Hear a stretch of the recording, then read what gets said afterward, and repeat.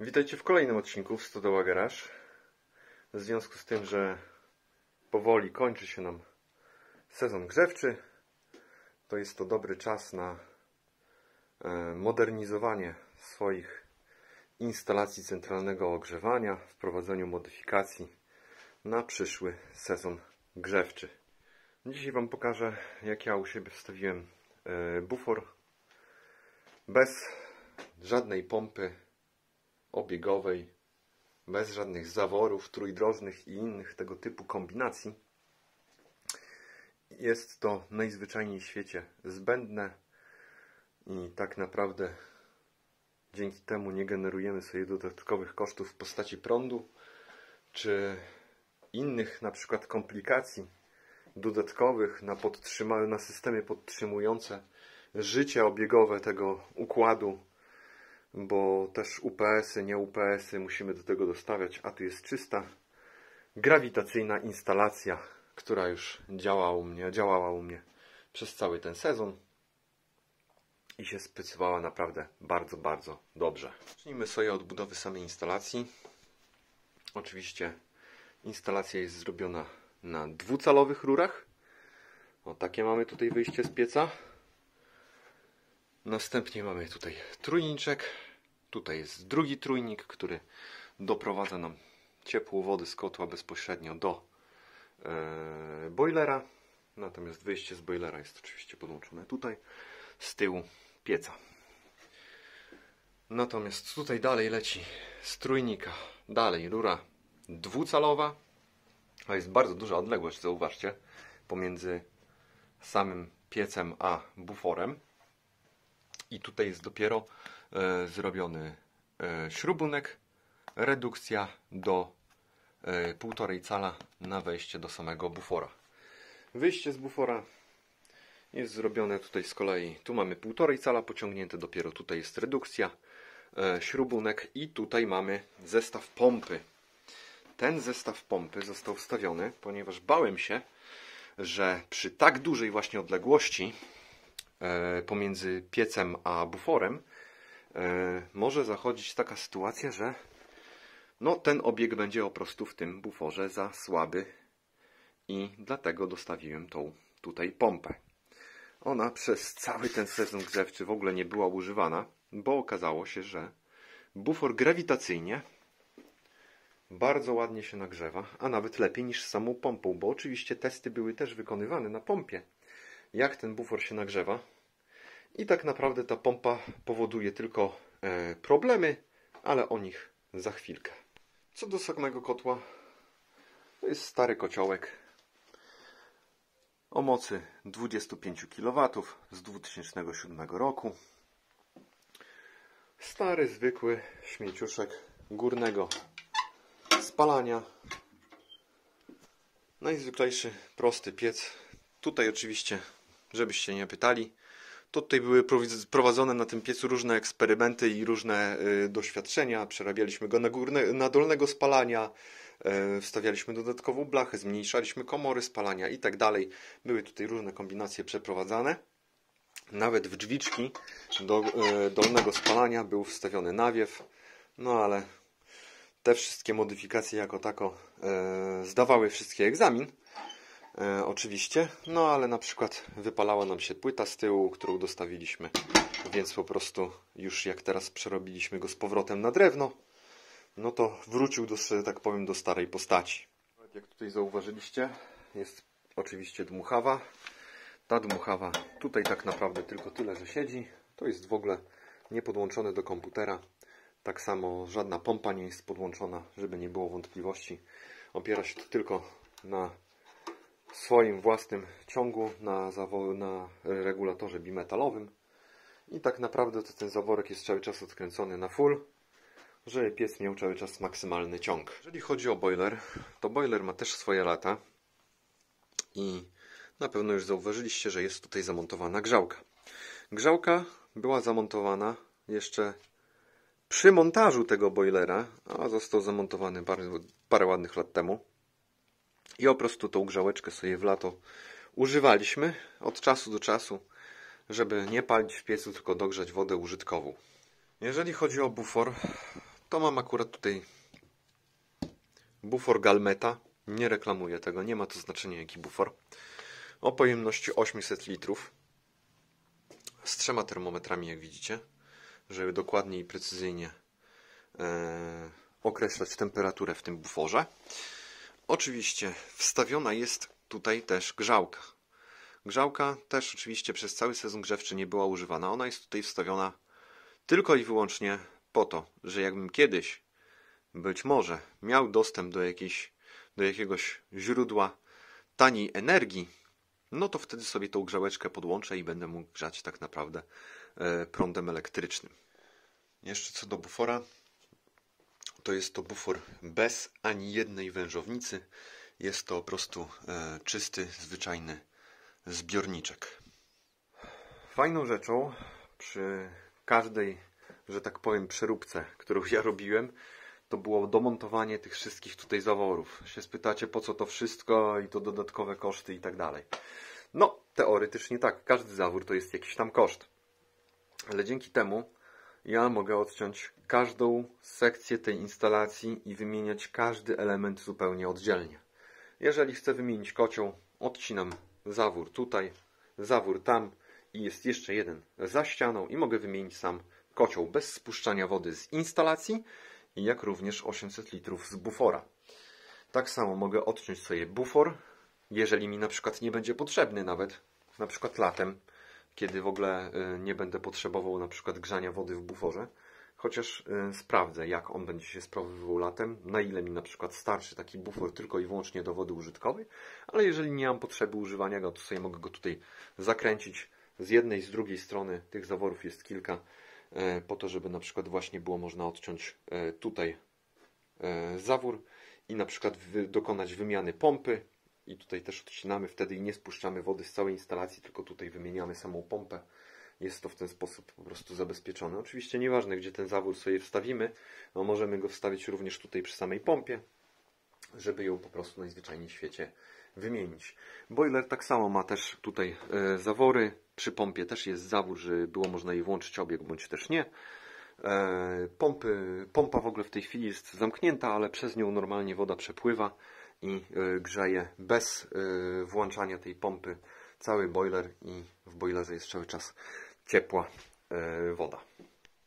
Na pewno spytacie, czy przypadkiem kocioł, pracując na pełnych obrotach, nie gotuje tutaj wody. Otóż nie. Działa to tylko i wyłącznie na grawitacji. I właśnie ta pompa właśnie dlatego była wstawiona, no bo przy projektowaniu takiej instalacji jest czasami wiele niewiadomych. No i też nie wiedziałem, czy woda będzie gotować, czy nie będzie jej gotować w tym kotle, więc na wszelki wypadek właśnie została dorobiona ta pompa. I tutaj mamy właśnie dodatkowy zawór, który umożliwia albo włączenie tak naprawdę obiegu grawitacyjnym, albo właśnie zamknięcie i wtedy dopiero zaczyna nam tak naprawdę działać pompa. Układ prosty, a skuteczny. Co do samej konstrukcji tego, to tutaj na tej rurze górnej jest zachowany spadek 4 cm do bufora oczywiście. Natomiast tutaj dołu chyba jest około 5 cm.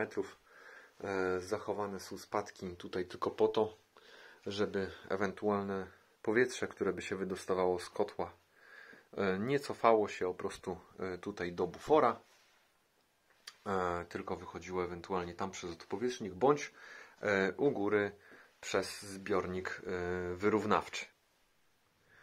Jeżeli chodzi o podłączenie bufora, to najlepiej jest go podłączyć tutaj krótcem tak naprawdę od góry. Ja niestety nie miałem takiej możliwości, więc zrobiłem to w ten sposób, że podniosłem tutaj ten bufor na tej podmurówce i podłączyłem do wyjścia bocznego. Niestety nie miałem możliwości takiej, żeby tutaj tak naprawdę wykuć tą posadzkę. Mam tak podmokły teren, żebym zrobił tutaj tylko basen. Ale Wy, jeżeli będziecie mieli możliwość i taką konstrukcję, która pozwoli Wam podłączyć go od góry, to naprawdę byłoby pewnie troszkę lepiej. Oczywiście cała instalacja od tego momentu też leci dwucalowa rura aż na pierwsze piętro. Tam jest zrobione rozejście na dwie strony budynku. No i oczywiście później coraz bardziej zmniejszane średnice do poszczególnych kaloryferów w zależności od odległości i tak dalej. Po prostu stara, porządna, grawitacyjna instalacja. No i oczywiście cały powrót też jest zrobiony na tutaj dwucalowej rurze. Co do samej instalacji, to pokażę Wam, jak właśnie wygląda dystrybuowanie ciepła i czym jest sterowane. Ciepło w całym budynku jest dystrybuowane przez stare żeliwne grzejniki, na których zostały zamontowane termostaty. Oczywiście do każdego grzejnika w pomieszczeniu jest doinstalowany taki termostat i jeżeli będziemy przerabiać sobie instalację właśnie na grawitacyjną z buforem, to takie termostaty na każdym z kaloryferów będą wymagane, żeby właśnie tylko odpowiednia ilość wody z tego bufora tak naprawdę wychodziła, a nie był ciągły obieg przez zwykłe stare zawory, czy to grzybkowe, czy tutaj możemy mieć jakieś kulowe, bądź inne. Po prostu będziemy musieli zamontować takie termostaty. Cała ta instalacja grzeje budynek o powierzchni trochę ponad 200 m². Tak jak mówiłem, jest to stare budownictwo, czyli 1,5 Superexa z pianką jeszcze w przestrzeni powietrznej. Dodatkowo jeszcze oczywiście od zewnątrz jest styropian 10 dany, a strop jest z kolei również też ocieplony styropianem 10, wyłożone wszystko folią, także dom jest w miarę szczelny, również okna są też plastikowe i ten buforek w zupełności tutaj 800 litrów, no można powiedzieć, że praktycznie wystarcza, tylko że właśnie trzeba w nim rozpalać 2 razy. Powiedzmy sobie o paru zaletach w momencie, kiedy wstawimy sobie bufor.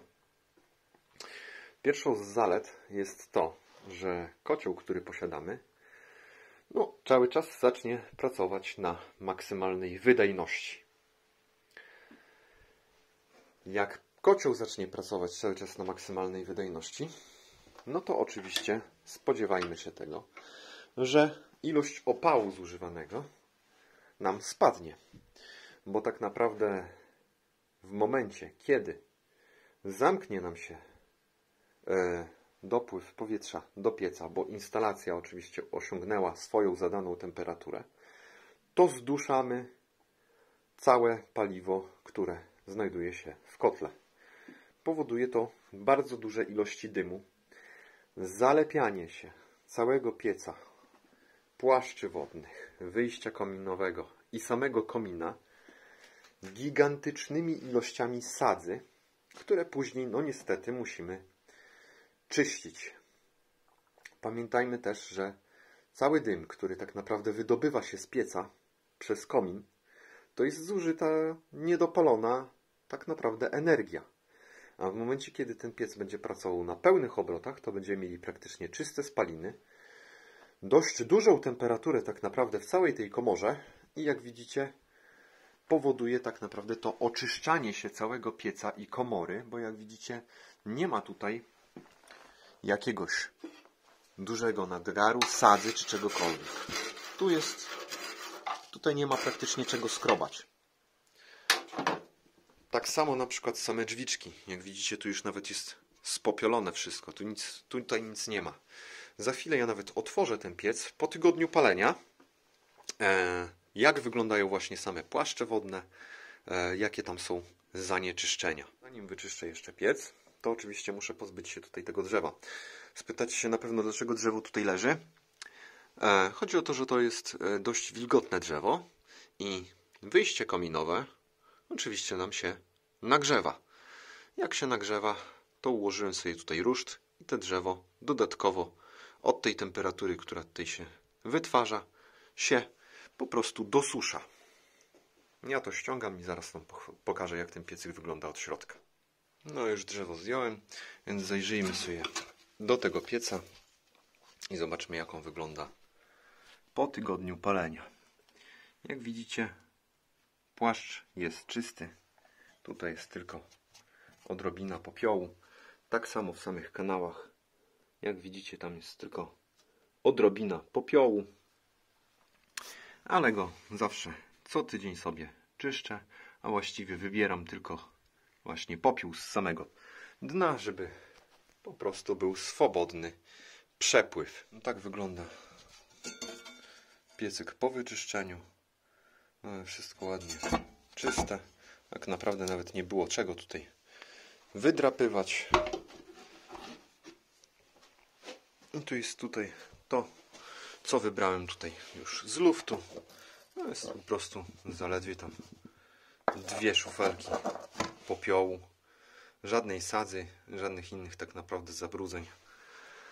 I dlaczego o tym mówię? Bo kiedyś jak paliliśmy tutaj węglem bez bufora, to ten piec po tygodniu był już tak zaklejony, że tutaj te drzwiczki od tego drugiego płaszcza wodnego były tak już przyklejone z sadzą, że było trzeba je po prostu normalnie młotkiem obstukiwać, żeby je w ogóle wyciągnąć. Teraz tak naprawdę to raz na tydzień, 2 można wybrać tylko tutaj stąd ten popiół i w ogóle tym piecem się praktycznie nie przejmować. On się oczyszcza już praktycznie sam. Co nam daje jeszcze bufor tak naprawdę na właśnie obiegu grawitacyjnym bez pompy?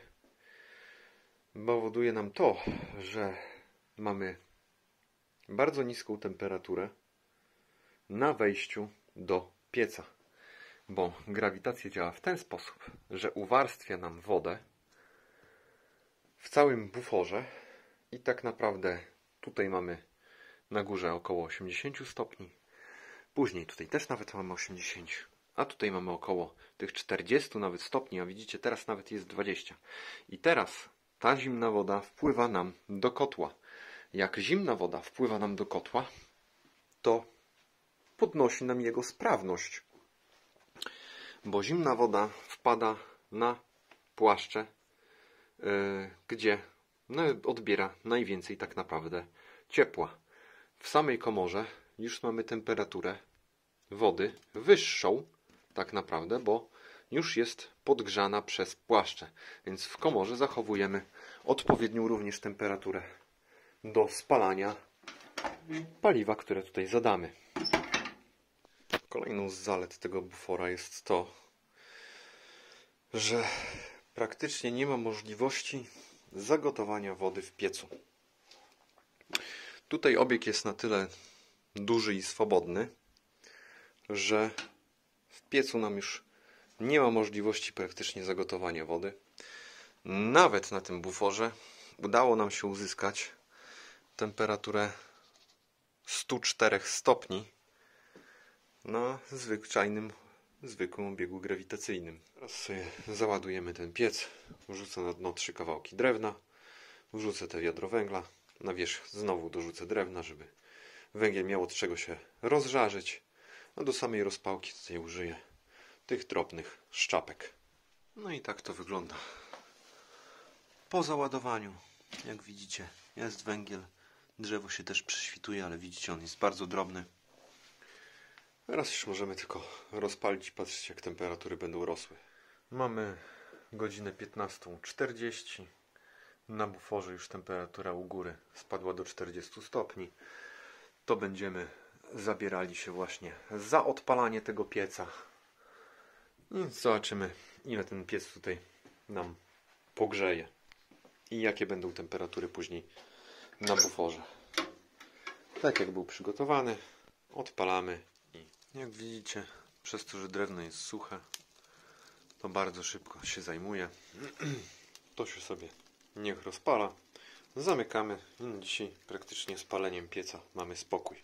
I że tak powiem, małe sprostowanie, bo mówiłem, że palę drewnem, a tutaj zapakowałem już do pieca, jak widzieliście, węgiel. Tak ogólnie palę drewnem.